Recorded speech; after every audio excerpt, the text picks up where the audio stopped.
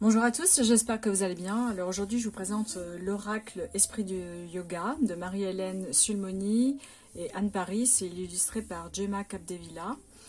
Donc, alors là, c'est un oracle plutôt de pratique du yoga, parce qu'en fait, c'est pas un oracle du tout qui est là pour faire de la divination, de la guidance ou de la guérison. C'est vraiment un oracle guide, voilà, pour peut-être appréhender le yoga pour celles ou ceux qui n'en ont jamais fait, et pour pratiquer le yoga chez soi aussi. Je trouve ça que je trouve ceci très bien, très intéressant.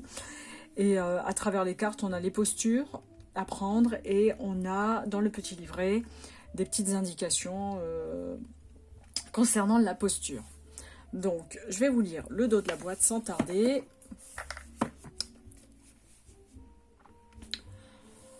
Ouvrez-vous à la dimension spirituelle et sacrée du yoga grâce à cet oracle inspiré du yoga diamant, un yoga qui permet de stabiliser des états d'être positifs et de se relier à plus grand que soi.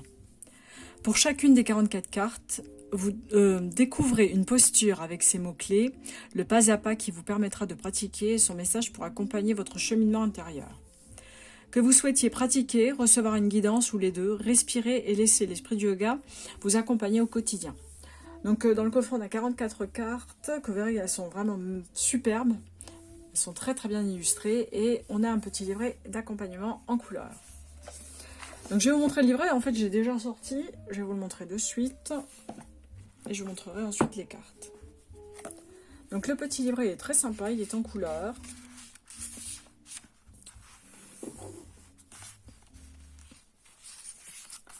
Alors on a le sommaire, on a les différentes cartes. Donc on a tout d'abord les postures statiques, ensuite on a 11 cartes de posture dynamique. La présentation, comment procéder au tirage. On peut tirer 1, 3, 5 ou 7 cartes. Voilà, après cela dépend du type d'exercice que l'on veut faire. Et à travers les cartes, on doit faire aussi un petit peu de méditation. Donc je vais vous montrer à travers les différentes cartes. Alors, autre manière de procéder, accueillir le nouveau, agir, butiner et s'aimer, échanger. Oui, en fait, je pense que là, c'est quand on est... pour moi, c'est lorsqu'on connaît bien le yoga, je pense qu'on est plus familier avec ce genre de vocabulaire. Et là, nous avons les 33 postures statiques. J'ai fait une contraction des deux mots. Et ensuite, je crois que c'est après les dernières, on a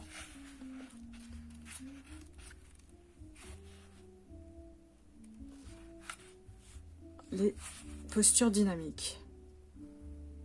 Ok, bon, je vais vous lire une posture statique.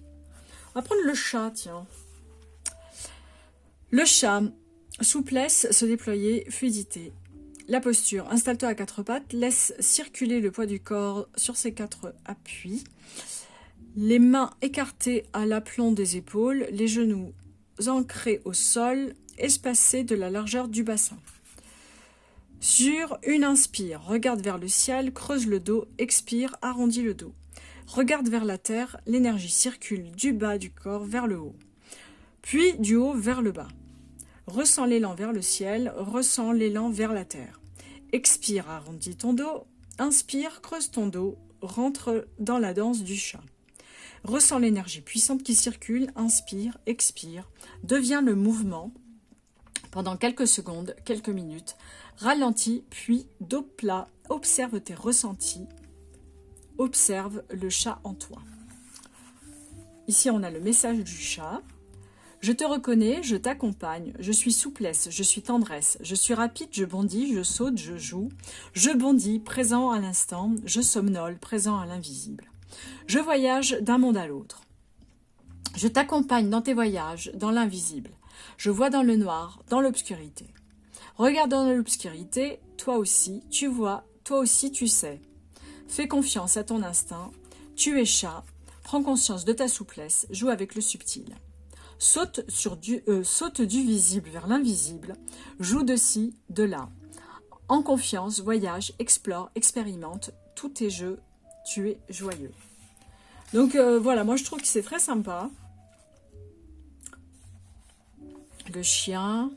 Enfin voilà, on a toutes ces postures. Alors franchement, moi, pourquoi je l'ai pris? Je l'ai pris parce qu'en fait, comme je travaille à plein temps, j'ai très très peu de temps pour faire du sport, pour avoir une activité physique. Je vous avoue, moi je marche beaucoup. Avant j'allais courir, mais bon, voilà, les problèmes au genou m'ont un petit peu empêché de continuer à courir. Mais voilà, comme je fais beaucoup de marches et que j'ai quand même besoin d'avoir quelque chose qui m'apaise. Et en sophrologie, moi je le fais un petit peu sur moi-même, mais j'ai vraiment pas le temps. Et là, je trouve que c'est intéressant d'avoir quelques illustrations qui permettent de pratiquer le yoga chez soi, tout simplement, quand on a un petit peu de temps libre, au lieu de devoir prendre son véhicule, aller à un club de sport, voilà. Et je trouve que c'est assez sympa. Faut pas le prendre du tout comme comment dire, un outil ou de divination ou de guérison. Faut le prendre vraiment comme un guide. Voilà. On est vraiment dans de la guidance physique, en fait, et spirituelle, d'un point de vue de la méditation. Donc moi, je trouve que c'est intéressant.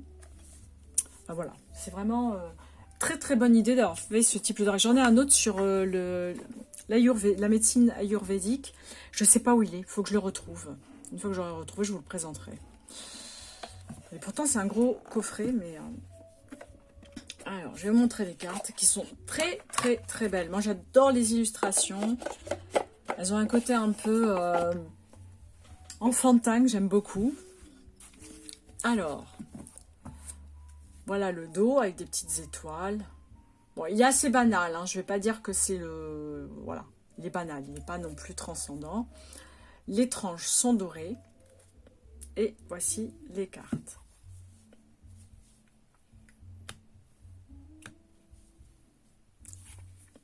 Donc voilà les postures, l'aigle. Donc on a le petit message en dessous, donc on n'est pas obligé d'aller sur le livret à chaque fois. Élévation, voyager, liberté. Enfin si, il faut aller dans le livret pour voir la posture, comment la prendre. Voilà, il y a quand même des indications sur la posture, mais après le message qu'on tire de la carte, il est quand même là en dessous, sous le titre de la carte. L'angle latéral. L'angle de torsion. Et vraiment, les illustrations sont magnifiques. Hein. L'arc-en-ciel. L'arbre. L'arc. L'enfant. Le chameau. La chandelle. La charrue. Le chat, donc, comme nous avons lu. Le chien tête en bas. Le cobra. Le danseur cosmique. Le demi-rond. Attendez, j'espère qu'il n'y a pas trop de reflets quand je montre les cartes quand même. L'étoile de mer. Le guerrier et la guerrière de lumière. La guirlande, le lapin, le lion, le lotus, la montagne, le mufle de la vache, le papillon, le pigeon, la pince, la planche, la porte assis, le poisson, la torsion assise, la torsion allongée, le triangle en torsion, le cœur de lotus, le donner-recevoir,